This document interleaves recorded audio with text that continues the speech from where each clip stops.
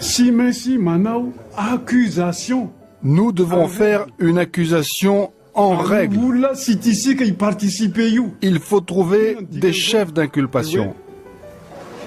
Ravalomanan, criminel. Par exemple, Ravalomanan est un criminel, Ravalomanan est un traître. Monsieur le Président, il faut verser du sang à titre du sacrifice pour la réussite du coup. Fatigue, Monsieur le Président, tia bouche mitsy ny tolona raha tsy misy raha latsaka. Walaitsika androany ve milatasika tonga dia mandeha zany foto zao aka ny lapana Allô, andeny olo! Allez, passe olo! Allez, passe andeny!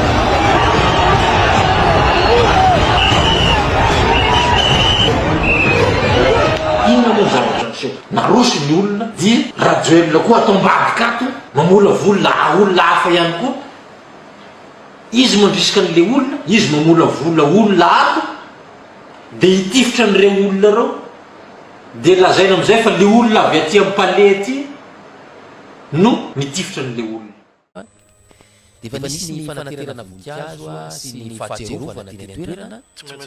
tsy mahita zareo no nandeha aloha ary ny zava-misy dia nanao akanjo fotsy raha tsy diso misy fanentanana natao hoe ny eniko aloha zany hatreto dia hoe izay niara-niasa tamin'ny ben'ny tanàna nandritra ireo fifidianana farany teo ireny na mpikambanana propre-fifidianana io na inona na inona nenentana isaky ny fofotany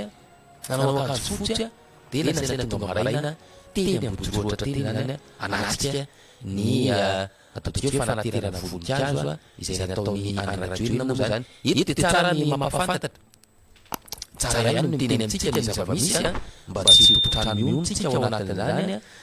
ny faneho-kevitra nataony andrajoelona tamin'ny androany ty teny an-toerana dia hoe tsy maty atao-tsaiko ary mandroroka ny foko izy ny ratra sy ny banga navelan'ireo avatsika lavo an'ny tandrazana itoty amin'ny hoavy sika ibandana fampandrosana satria tsy ho raraka an-tany ny ran'izy ireo noho ny fitava-tandrazana zay zany no faneho-kevitry andrajoelona tena raha fiditsika ary tena zay mihitsy voalazana tao anatin'ny tambazotra tserasera dia mbola toizany ihany lay izy hoe ho azy ireo ho antsika dia moa zany lefa fiteny mahazatra le hoe Madagasikara tsy maintsy mandroso zay zany no resahany andrajoelona teny tamin'ny tiandroany ity nandritra izay ataontsika hoe fanaterana voninkazo zay raha iverenantsika ihany koa zavatra nisy tamin'ny 7 febroary 2024 dia andrajoelona mihitsy no niteny hoe raha misy ny zavatra tsy tiana iverena intsony eto amin'ny firenena hoy izy dia ny fampiasana fitaovam-piadina entina amonona ny olona izay tsy mitovy hevitra aminao tamin'izany ihany koa tena mamafiziny fa omeloina izany tranga izany ary rehefa mirahina hozy isika dia tsy maintsy mandresy horesitsika fahantrana horesitsika ny fahavalo zay zany fahatsirovana kely zany ambety teny ary tao anatin'ny kabaly sy fandraisam-pitenenana nataony ihany koa zany tamin'ny 7 febroary 2024 zany hoe roa taona lasa zany zay no nametrahany izany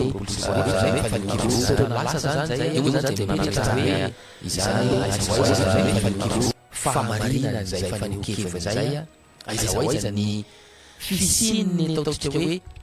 filaminana tao anatin'izany rehetrarehetra zany satria dia raha tsy resaky tsika afatsy ny ataontsika hoe ny hery famoretana sy ny abebiana ary koa ny fanenjehana sy ny fisamborana nataony ny mpitany filaminana nandritra reny etsika fotsy reny raha ireny fotsiny no resantsika mbola taorinany zany ataontsika hoe 7 febroary 2024 izany eo zany dia mipetraka amin'ny fanontaniana maromaro hoe fa ny tsara ho marihana dia ny hoe araky ny efa voalazako teo tsy mitovy velively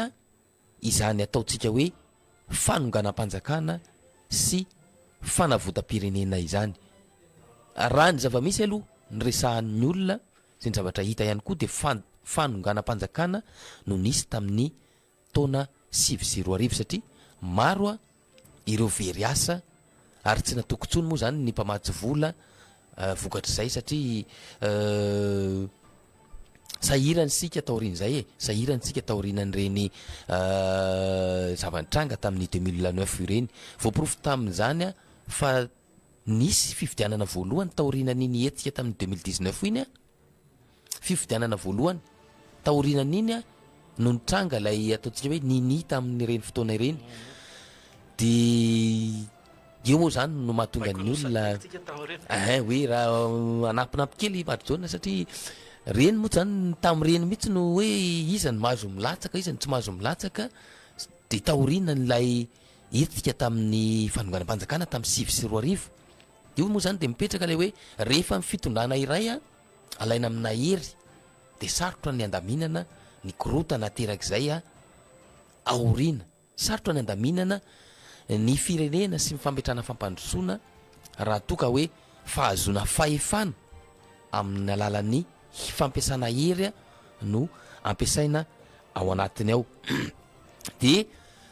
raha ohatra ihany koa ka raha latsaka ao anaty raha latsaka no andraisana ny fahefana de ho sahirana ny mpitondra aorinan'izay tsy ampandroso velively antsika eto Madagasikara zany satria efa mahaly fahateto ihany atrantsika izany hoe efa ny ainantsika teto zany ary efa rahantsika malala fa rehefa misy ny fakana fahefana mikery a de misy zay ataontsika hoe valifaty ara-politika izay misy zay ataontsika hoe valifaty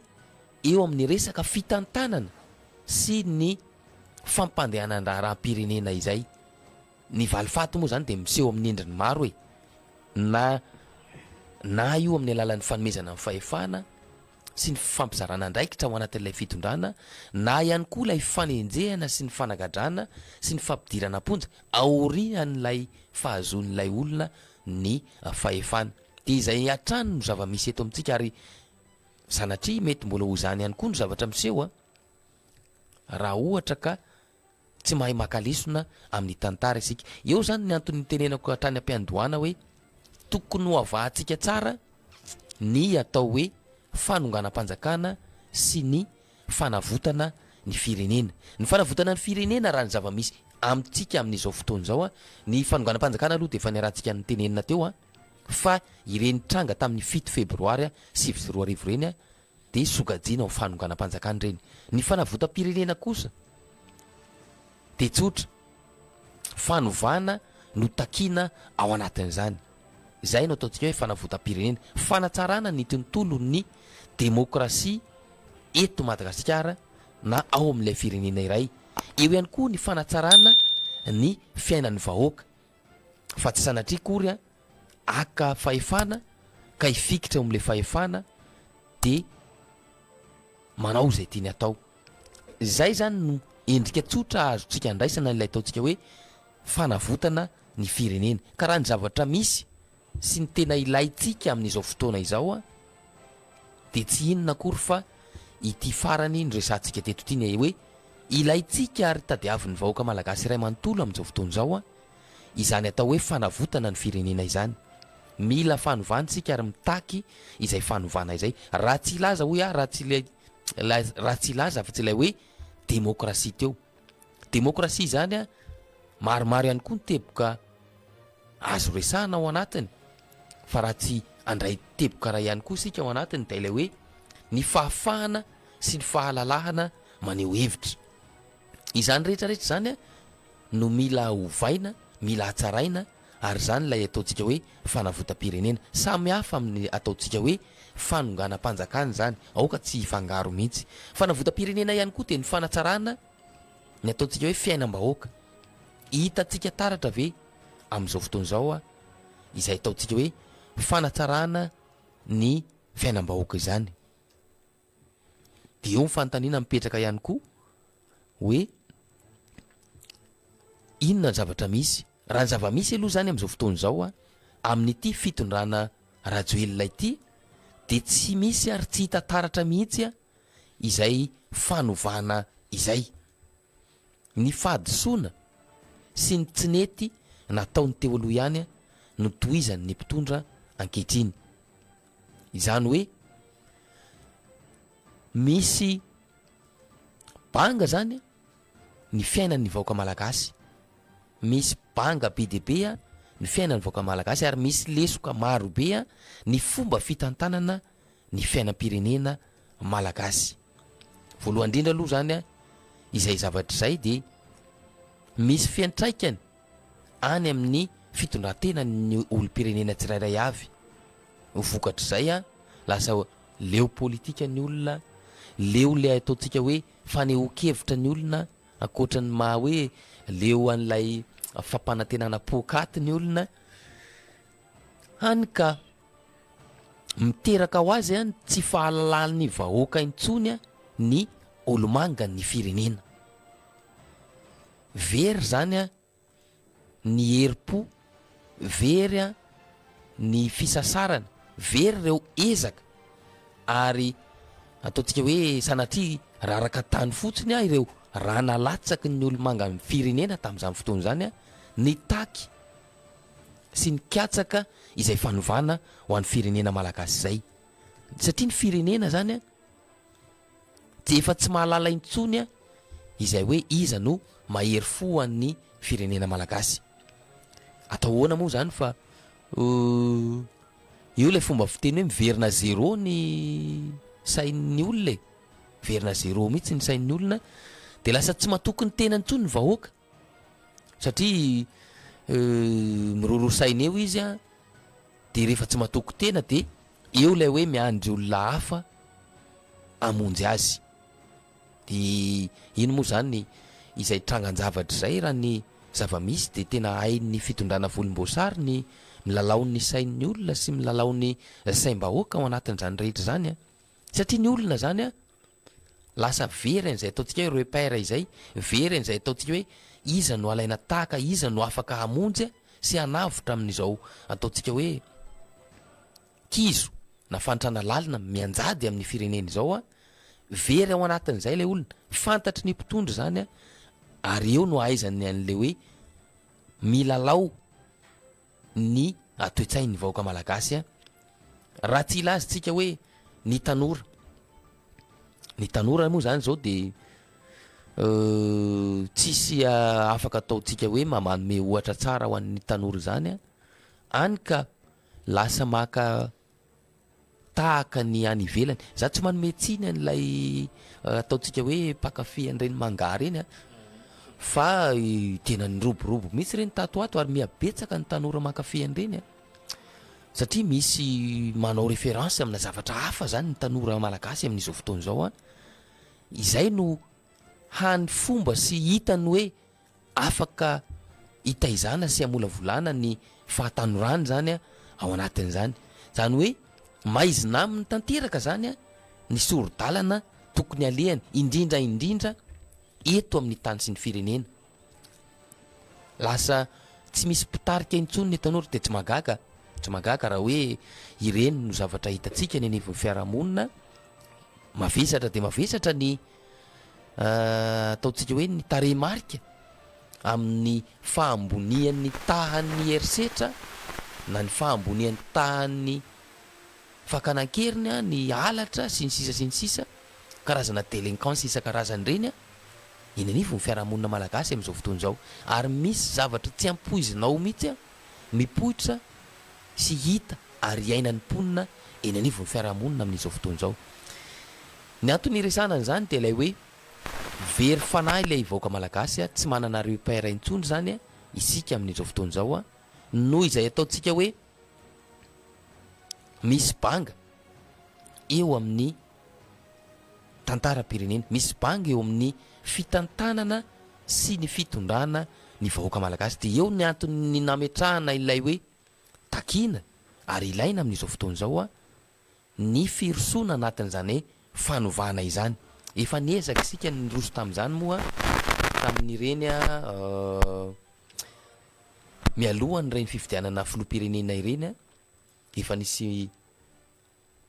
an'ireo C11 tamin'izany nitarika, C10 nitarika ny hoe aloha isika hiroso amin'ny fanovana fa tsy hitondra tsika makaizy zany ataontsika hoe ny fahadisoana nataony teo aloha ihany a no raisina sy izorana, nefa ny firenena tafalatsaka ao anatin'ny ataontsika hoe fahasahiranana tanteraka. Takina hoe aza ny fanovana zany satria tokony ho hatsaraina ny fahafahan'ny olona maneho hevitra sy ny tontolo demokrasia eto amintsika tokony ho atsaraina ihany koa ny fiainam-bahoaka ao anatin'izany rehetrarehetra zany ho toizantsika ihany zany rehefa avy eo a fa isento a ao anatin'ny faingo vetivety alohantsika ao anatin'izay sihatra izay oe toizantsika ihany moa zany lay resadresaka teo araky ny efa nyteneniko de satria 12 taona androany lay raharaha 7 febroary 7 satria 7 febroary 2024 isika amin'ity androany ity a araky ny efa namboarako teo de maromaro ihany ny fanontaniana mipetraka amintsika amin'izao fotoana izao hoe aiza ho aiza moa zany ny tena toy nyreny ataontsika hoe fitakina sy tolona natao ireny a inona no vokatra nisy tamin'ireny fotoana ireny a ary inona ny tsara ho alainy tahaka sy ho tsara ataontsika hoe ho jeren'ny olona sy ho raisin'ny olona ho amin'ity androany ity namana Marjaona. Izay indrindra honorable Andrea Tsilavergaetan Andrianarivo Afatra ao anatin'izay fandarana dia ao amin'ny fandehana izay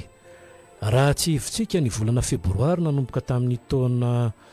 577 nanana ny tantara io a nanana ny tantara lehibe ny volana febroary tamin'izany fotoana izany satria tao anatin'ny andro fisaonana sy tao anatin'ny famonoana sy fikonkononana tamin'izany rehefa valim-pirenena ao amin'ny ankehitriny kosa raha ohatra ka jerentsika ny taona 7 dia mahita isika amin'izao fotoana izao hoe nitondra inona ao atsika ny fafitony volana febroary taona 7 tsy mitovy mihitsy ny hoe fanonganam-panjakana sy ny fanavotam-pirenena aloha azavy zay so manko n'olona misy mieritreritra hoe inona le tamin'izany fotoana izany raha ny eritreritra ny vahoaka malagasy fa hitondra fiovana nyty firenena ity izay tsika nge tsarain'ny tantara eto hoe nisy olona ny eteto nampiasa n'ireny tafika ireny ny raha nanahita zany tao anatin'izy ity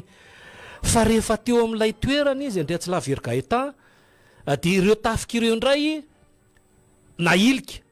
dia lasa miatsampy aty amin'ny zandary izy za gagabe mihitsy ny amin'ilay fanehoan-kevitra nataon'ny colonel Charles ny amin'io maninona moa zany lay fitaovam-piadiana mavesatra no afindrany amin'ny zandary daholo misy antony zany ho izy raha jerentsika zany zay reresaka mombany hoe tsy mitovy ny fanonganam-panjakana sy ny fanavotam-pirenena izay reo vokatra lazaina fatolona tamin'ny taona 7 tamin'izany fotoana izany arivo ariary ny kilao amin'ny vary amin'ny ankehitriny 4 mahery izy amin'izao fotoana izao ray faingo 1 miliara dolara ny fampiasambola vahiny izay mivantana tamin'ny IDE lasa 57 tapitrisa dolara izany fa 520 ny filaharany malagasy tamin'ny resaka momban'ny kolokolo zao tsika 570 ripaka ny vita ao Soalala fa nifaritra nakana azy dia niahaka teo tsika koa zany zao mbola mahita le tetikasa zay natao le tamin'izany fotoana izany le hoe sahofika sy volobe inona zany ny zavatra misy ainany vahoaka malagasy raha ny zavatra noentina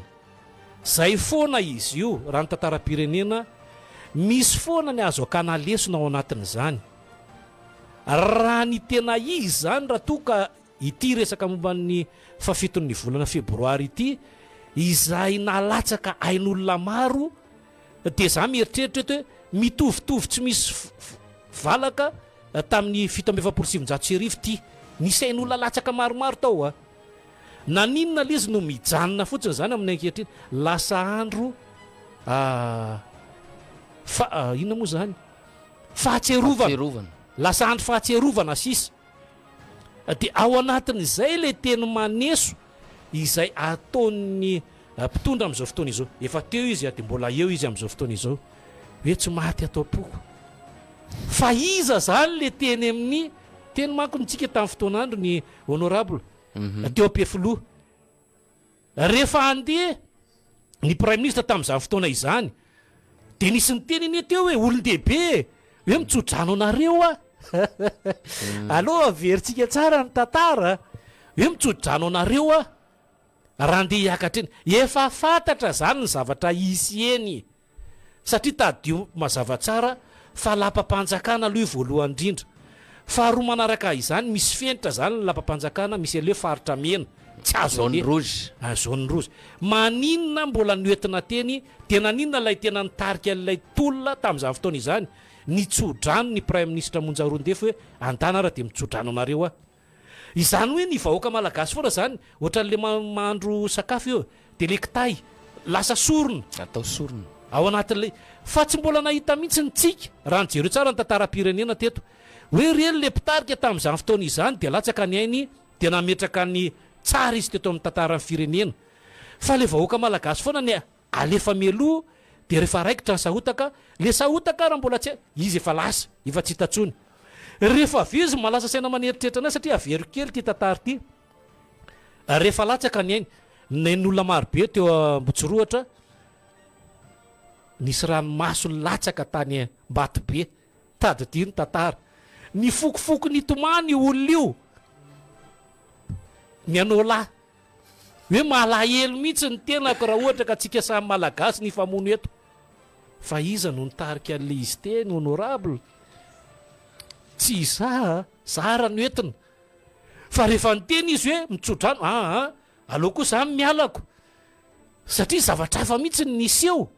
fa raha ohatra ka nanana fahavononana mihitsy ny hoe efa tolona efa natao rangaty ny olona kanosa no matahotra ny tolona nefa zatra zavana matahotra amin'ny maizina dia efa natao ty dia tsy maintsy atomboko ohatran'lay lazay neny tamin'izany fotoana izany aminay mpanao fanatanjahantena hoe tsika vao miakatra tatami dia latsaka mipipian'ny sasany za ve fomba firesaka re olona andao tsapaina raha hoe andao hiakatra tatami dia hitatsika eo zavatra misy andao ary tsika hijery zavatra tena misy mihitsiny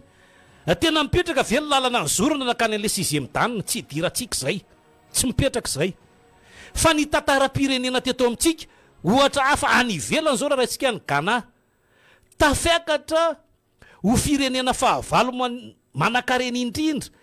teo Afrika ary faharoa ao anatin'ny CEDEAO i Ghana rehefa niady ny fanovana ara-toe-karena ny taona 2000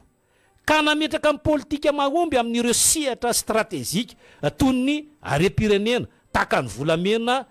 sy ny industrie firenena isan'ny manitona ny mpampiasa vola indrindra aty Afrika amin'izao fotoana izao anisan'izany ihany koa Burkina Faso niakatra 220 miliara dolara ny arkarena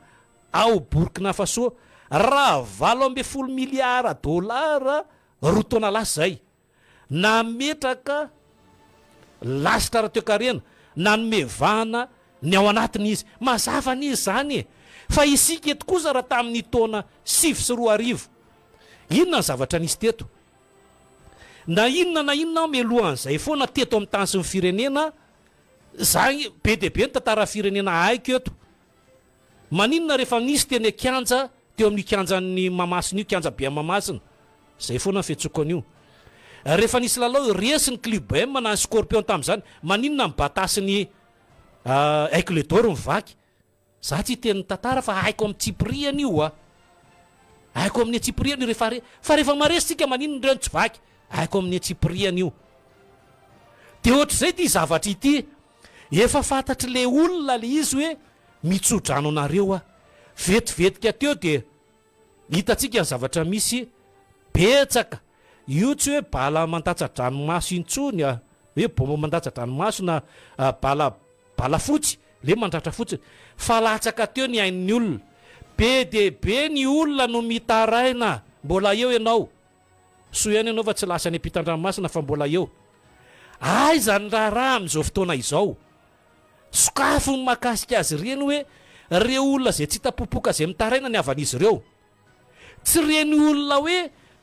zao ke Andrianarivo avatra ny zavatra misy mampalahelo nisy olona tao hitatsika tsara zao maty namony any teo ny rainy ka mboty le zazavavy nalainy olona io rajoelandrinirina ny tiako resana miasa ny andapany anivon'ny présidansa le tovavy amin'izao fotoana izao izy tsy naratra fa ny rainy ny latsaka teo aiza daholo zany reo olona rehetrarehetra zay latsaka ny ainy mba mahazo toerana ve zay ny fanontaniako tsy mivaliny satria na ny antony natao kila baolina atao tohatra fiakarana fotsinyko nareo raha tsy tareko ile raha tsy tare mangatabady dia misalotra ny anarandray tsy fidy dia izany zavatra misy fanavaka vahanao mbola avery kely ve le secret kely aloha mba tsy taratsika any amin'ny tena ngeza be rehefa nisy fitsoahana teto nyfanenjihan'ny ngaravalo manana ny radioelandry ny rino tadiditsika dia nisaoty izy tao amin'le tamboho nisy alika maromaro tao nanenjika aziny ny mpiambina ny toerana io tantara kely fofotsiny fa tsy idirantsika lala fa lava be le izy tantara kely fofotsiny io raha tovolahy io tamin'izany fotoana izany no niaro azy tao mba satria raha navelany teo potipotika maty tao fa izy no niaro tamin'izany sy nikaroka lalana hoe aty lalana am'izao fotoana izao Andrianarivo afatra honorable raha tena manana finiavana izy mbola gardien mbola sécurité eo amin'ny tanàna io olona io maninona tsy momena toerana efa eo amin'le toerana ane zao ianao avelantsika an'izay fa aza mavandivandy re olona aza manao kobaka ambava fotsiny hoe za mahalala amin'ny marary anareo zao zany amin'izao fotoana izao dia lay radioelandry ny rina dia hita tsy teroa ary mametraka dia tanana fa le ao anatin'ilay izy le ministra zay mandray an'le fanjava raika tadima zavatsara fa misy ministra atsika tsy mahalala intsony za raha zao tsy mahalala mihitsiny mba le faso eto aminandry Atsilavery tany anaran'ny ministra mimponina fa elako tsiny aiza zao zany olony zany amin'izao vanim-potoana iainantsika zao mandray an'le fanjava raika any izy ireo sao dia tsy fantatsika sao dia mandrimandrimanina aretina nenireo dia zay moa efa nitenen'ny lehibe ana efa miandro baiko avy aminy dia dinona zany ny ilaina an'ireo fantanimbola mba hoaka zany ny fahasahina mandondatabatra ny amin'ny hoe tsy izy itsony ny zavatra misy dia izay ny zavatra tokony atao fa tsy hoe fitapitahany any amin'ny tsy tokony ho izy ny vahoaka malagasy rehefa ny amin'ny zavatra izay everitsika fa mampety ny zavatra izay tokony izorana dia iny fa mokamoka fa hoe zao ny zavatra atao fampanantena napokaty sy ny zavatra lava reny be zay efa raha mahalala moa tamin'ny resaka mombana fampelezan-kevitra Andrianarivo afatra jerentsika iny eo anatin'le radio 2025 eo misy an'io le fampanantenana zay nataony io tamin'izany fotoana izany hoe inona ny zavatra nisy nampanantena fampelezan-kevitra io tamin'izany fotoana izany ho tsaraitsika izy andao ngia lefatsika dia fakafakatsika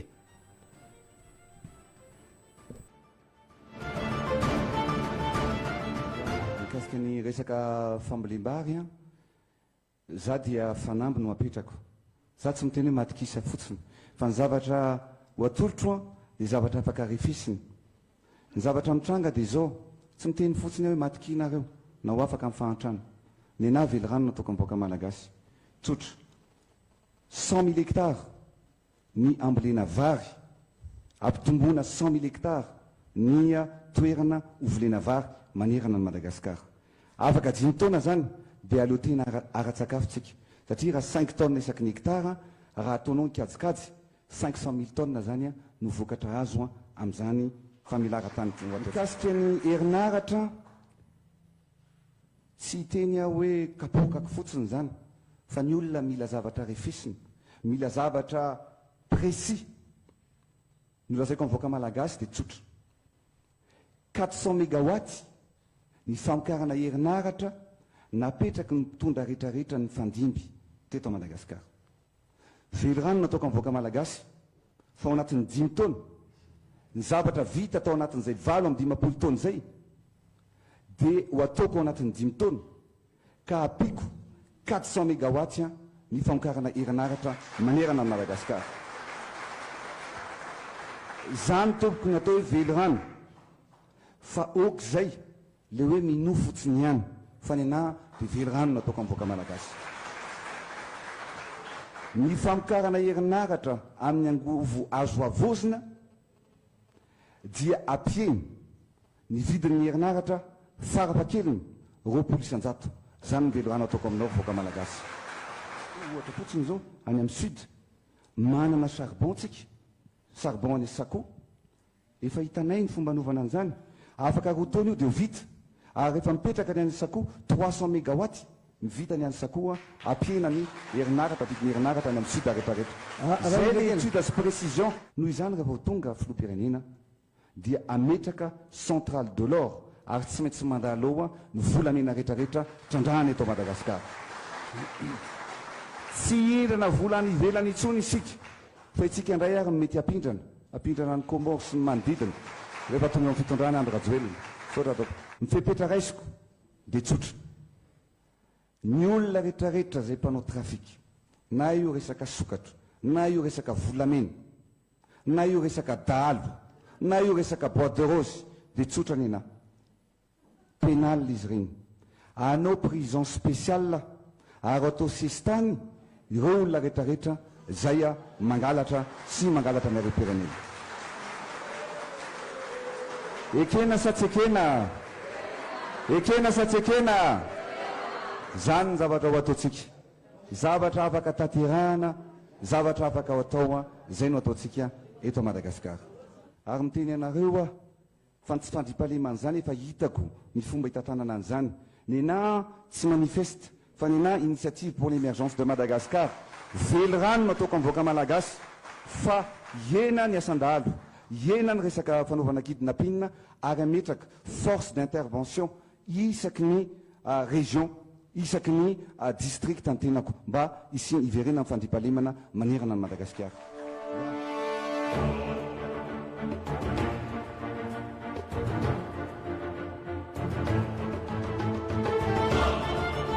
Zay le zavatra misy aloha dia zao mamaly anazy ny olona izay iarahantsika mahita ao ihany ny afatra Andrianarivo.